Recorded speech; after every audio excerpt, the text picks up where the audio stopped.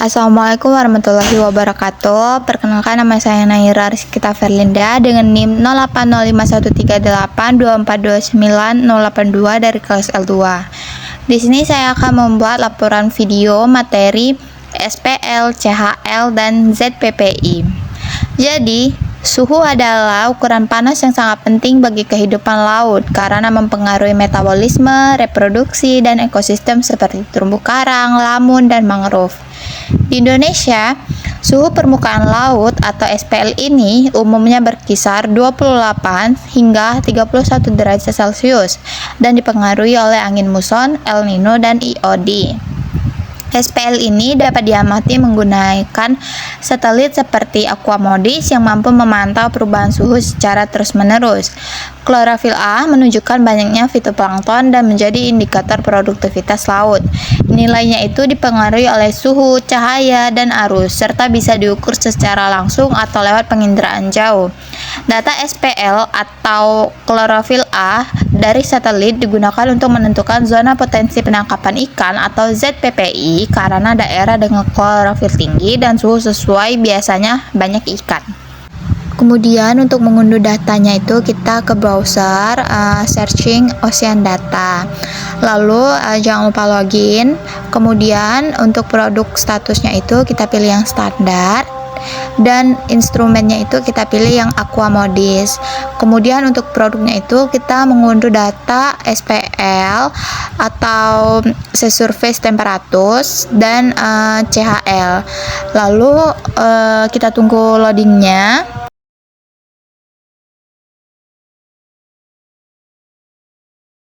Setelah itu untuk periode kita pilih monthly. Selanjutnya itu untuk resolution kita pilih yang 9 km dan untuk start date-nya itu kita pilih awal November 2025 hingga akhir November 2025.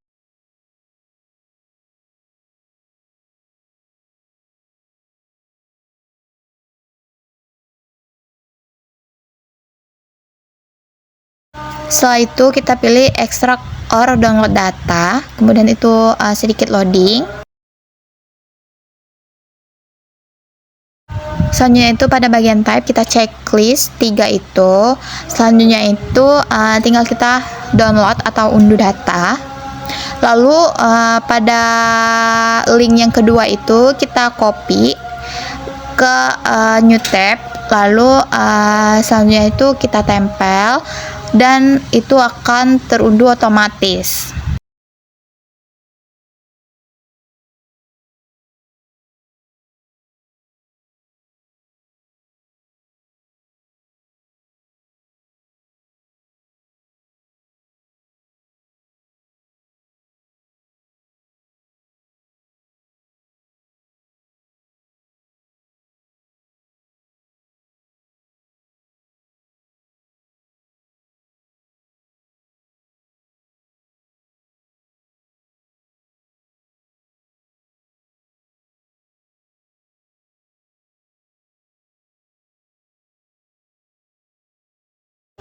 Jika datanya tadi sudah terunduh, kemudian kita buka software Sides. Di sini emang loadingnya itu agak sedikit lama, tergantung sinyal. Nah, jika sudah, ini kita silang saja. Kemudian kita ke file, lalu pilih Open Product, dan kita masukin data yang kita unduh tadi, yaitu SST dan CHL. Jika sudah muncul outputnya, kita klik tambah, lalu pada band itu kita klik 2 kali SST dan data CHL-nya itu di band juga seperti sama.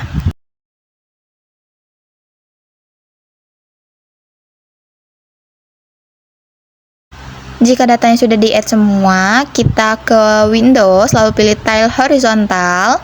Kemudian untuk agar itunya sama, kita checklist yang bagian 2 itu. Kemudian kita rectangle wilayah kajian. Di sini wilayah kajian saya itu Selat Makassar. Lalu kita akan melakukan subset, itu kita klik raster, lalu kita pilih subset. Nah, itu kita lakukan untuk data SPL atau SST dan CHL.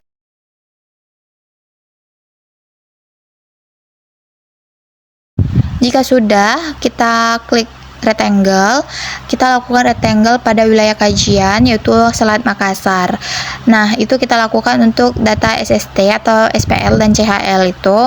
Lalu kita pilih extract max pixel, lalu itu kita ganti geometri, lalu oke. Setelah itu kita checklist semua. Kemudian kita pilih write to file. Nah, di sini untuk outputnya itu kalian cari folder dulu untuk menyimpan filenya itu. Nah, di sini untuk data saya simpan di Selat Makassar. Untuk formatnya itu SSD underscore SM Selat Makassar. Lalu oke. Itu kita lakukan sama untuk CHL.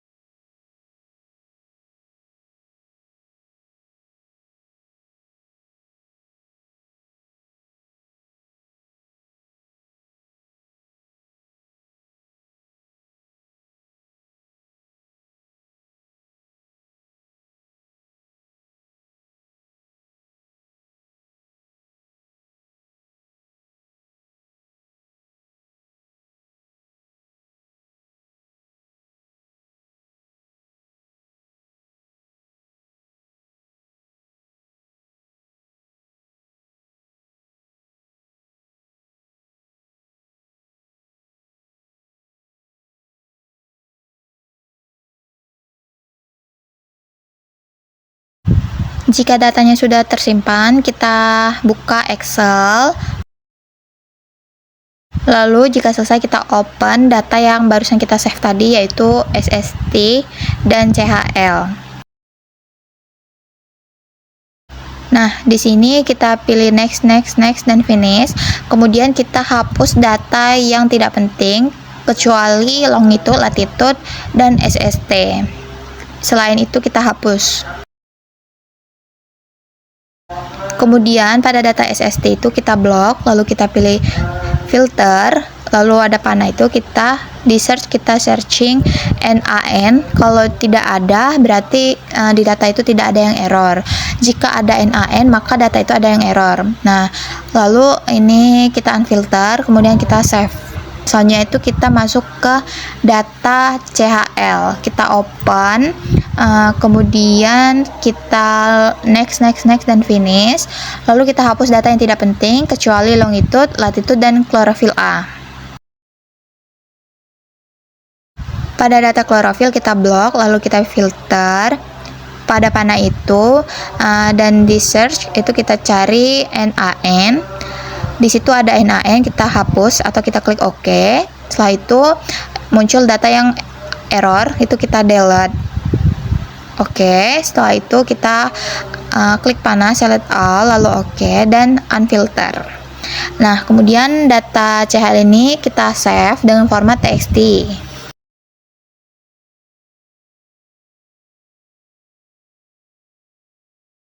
Lalu kita buka software ArcGIS. Di sini kita add SHP atau itkabu, lalu kita ke file, pilih add data, add XY data. Nah, di situ kita masukkan data Excel yang dengan format TXT itu SST dan CHL.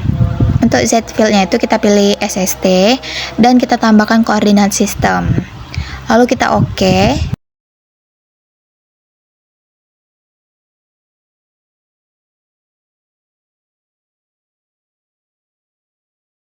Jika sudah selesai, kita zoom bagian SST-nya. Selanjutnya itu kita add data, add XY data yang CHL. Itu lakukan hal yang sama seperti tadi. Tapi untuk Z field-nya itu kita pilih jadi chlorophyll A. Kemudian kita tambahkan koordinat sistem.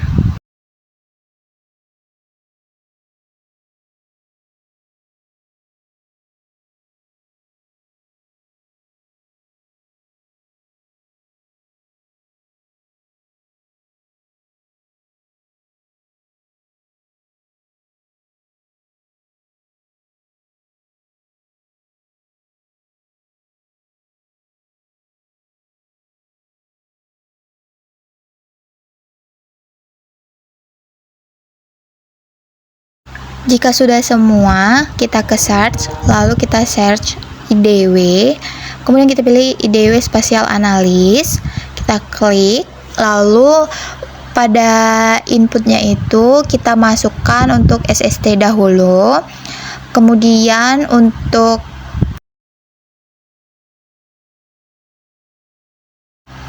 pada value fieldnya itu kita ganti SST dan kita simpan dengan output terserah kalian dengan format geodatabase.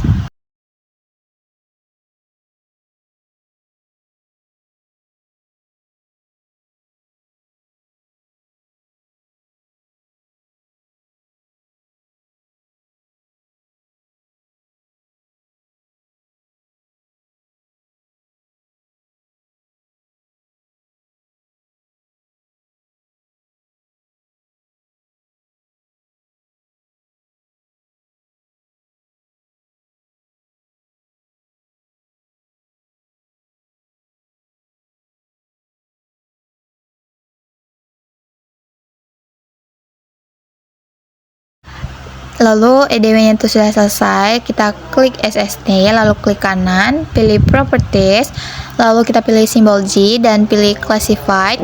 Untuk kelasnya itu kita tetap pilih 9, dan untuk color ramp-nya itu kita pilih yang merah ke hijau.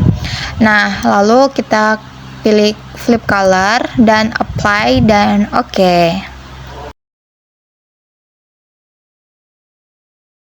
Kemudian kita ke search lagi, pilih IDW, untuk inputnya itu kita masukkan CHL karena SST-nya tadi sudah selesai, dan value field-nya itu kita pilih chlorophyll, dan outputnya itu terserah kalian. Kemudian jangan lupa di OK, lalu ini kita tunggu loadingnya. Nah, jika sudah berhasil, kita klik kanan lagi, pilih Properties, simbol G, kemudian untuk color ramp-nya itu kita ganti jadi merah dan ke hijau, lalu kita flip color.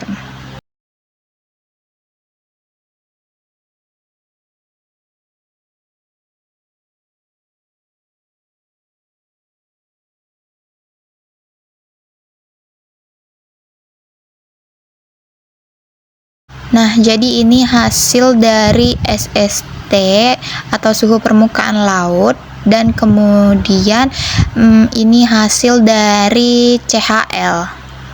Selanjutnya kita masuk ke tahap pengolahan ZPPI atau zona potensi penangkapan ikan.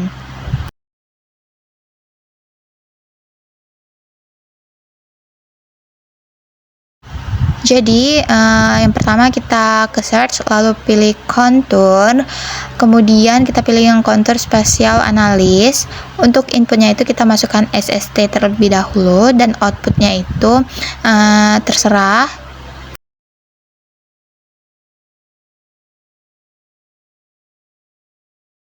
Lalu pada kontur itu kita ganti jadi 0,5 dan base kontur itu jadi 25 dan OK.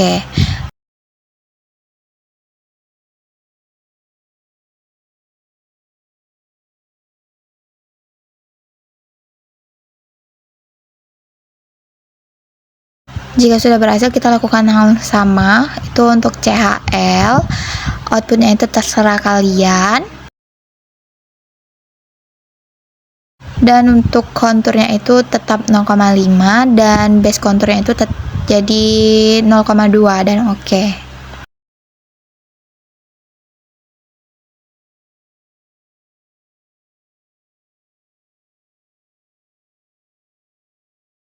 Kemudian kita ke Start Editing, lalu pilih kontur SST. Kemudian pada kontur SST itu kita klik kanan, pilih Open Attribute Table, lalu kita pilih Table Option, lalu pilih Select by Attribute. Nah, di sini kita klik 2 kali kontur, lalu lebih besar dari 32. Kemudian kita apply.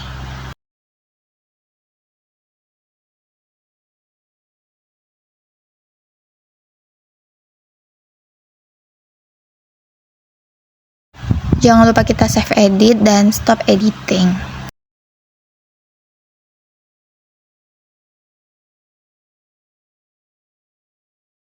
Kemudian untuk CHL itu kita start editing lagi, lalu pilih yang kontur CHL, kemudian kita klik kanan, open attribute table, table option, select by attribute, lalu kita klik 2 kali kontur, lebih besar dari 2, kemudian kita apply, dan kita silang.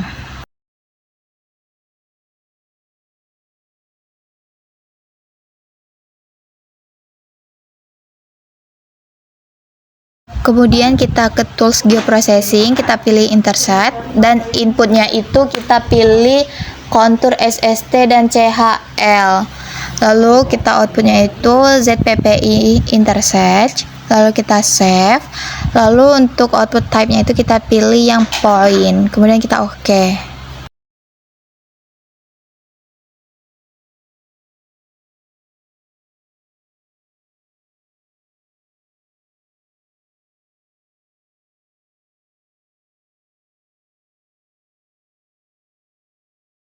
Jika selesai, kita klik simbol, lalu kita pilih edit simbol, lalu untuk type-nya itu kita pilih yang karakter marker simbol. Kemudian untuk fontnya itu kita pilih yang Esri environmental itu, lalu kita pilih ikan. Nah, kemudian untuk warna itu kita ganti jadi warna pink, dan untuk size-nya itu kita pilih 35 agar kelihatan dan besar. Lalu kita membuat zona potensi penangkapan ikan, itu klik circle, lalu kita melakukan itu sesuai dengan zonanya. Jika sudah, kita klik kanan, lalu pilih properties, lalu fill color itu no color, dan yang bawahnya itu diganti warna hitam, lalu oke.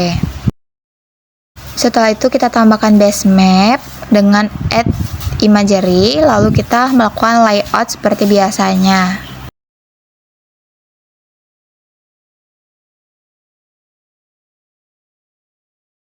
Jadi ini hasil dari ZPPI atau zona potensi penangkapan ikan pada Selat Makassar November 2025. Sekian laporan video dari saya. Wassalamualaikum warahmatullahi wabarakatuh.